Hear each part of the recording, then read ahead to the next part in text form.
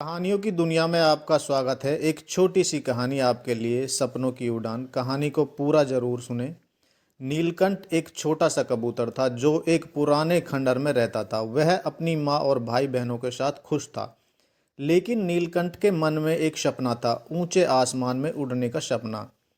उसके भाई बहन खंडर के आसपास ही उड़ते थे, लेकिन नीलकंठ दूर दूर तक उड़ना चाहता था। एक दिन नीलकंठ ने अपनी माँ से कहा, माँ, मैं दूर आसमान में उड़ना चाहता हूँ। माँ ने कहा, बेटा, अभी तुम बहुत छोटे हो, बाहर बहुत खतरे हैं, तुम्हें अभी यहीं रहना चाहिए। नीलकंठ ने हार नहीं मानी। वह रोज खंडहर की छत पर जाता और दूर आसमान को देखता। वह दूसरे पक्षियों को ऊंची उड़ान भरते देखता और सोचता, मैं भी एक दिन ऐसे ही उड़ूंगा।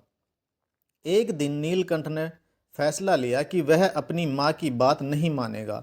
उसने खंडर से बाहर उड़ान भरी। शुरुआत में उसे डर लगा, लेकिन जैसे जैसे वह ऊपर उड़ता गया, उसका डर कम होता गया। उसे आसमान में उड़ता बहुत अच्छा लगा। नीलकंठ ने दूर दूर तक उड़ान भरी। उसने पहाड़, नदियाँ और जंगल देखे। उसे दुनिया बहुत खूबसूरत लगी। लेकिन जब शाम हुई तो नीलकंठ को अपनी माँ की याद आई।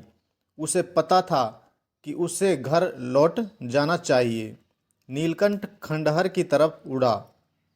जब वह घर पहुंचा तो उसकी माँ और भाई बहन बहुत चिंतित थे। उन्होंने उसे गले लगा लिया और कहा, हमें तुम्हारी बहुत चिंता हो रही थी।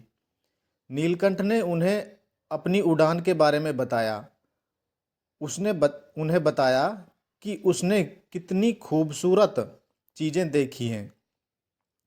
उसकी माँ और उस पर गर्व हुआ उसकी माँ को उस पर गर्व हुआ।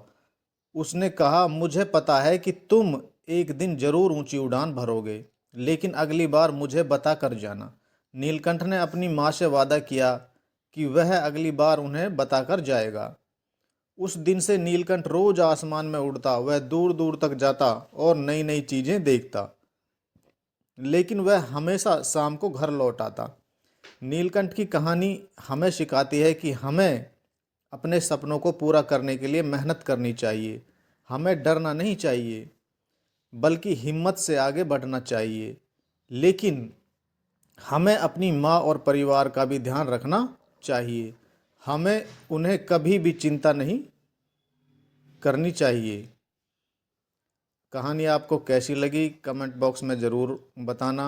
वीडियो अच्छी लगी तो लाइक और शेयर कर